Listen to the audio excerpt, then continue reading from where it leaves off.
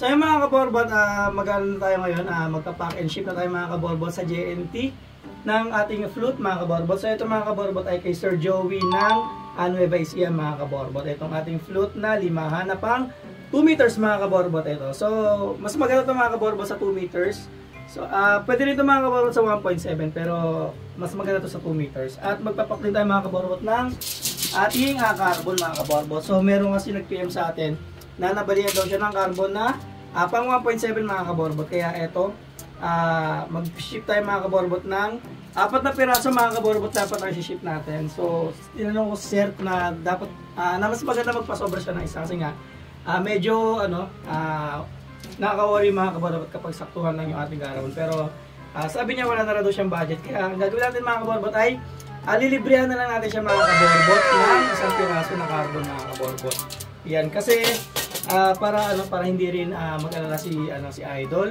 Si Idol ng Emmanuel mga kaborbot ng Laguna. So shoutout sa kanilang dalawa kay Sir Joey at saka kay Sir Emmanuel. So magsi-ship tayo mga kaborbot ng 5 piraso. Libre na natin yung isa mga kaborbot para hindi na siya mag-worry mga kaborbot pag nabalian pa siya ng 1 piraso. Meron siyang reserva na isa. Yan mga kaborbot. So ito ay mga kaborbot, sobrang flexible ito mga kaborbot. Itong ating pangpakpak na to mga kaborbot kasi yung kanya raw is nabali. Then nagpicture siya.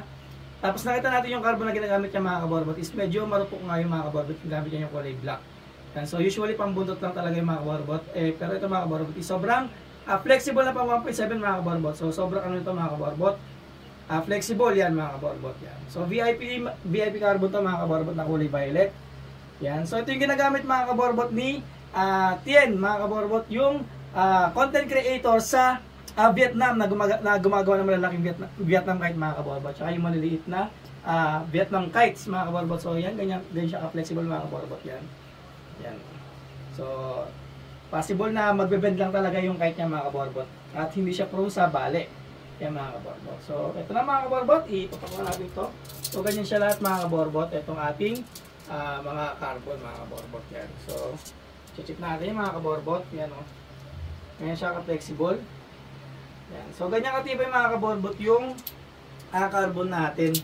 Yan. Kasi iba na rin kasi mga kaborbot kasi masasayang yung pera nila kapag nagkaroon sila ng mga babaliin na carbon mga kaborbot. Sayang kasi mga pera nila mga kaborbot. Kung medyo marupok lang talaga yung mga nila. So quality talaga mga kaborbot ang ibibigay natin sa akin.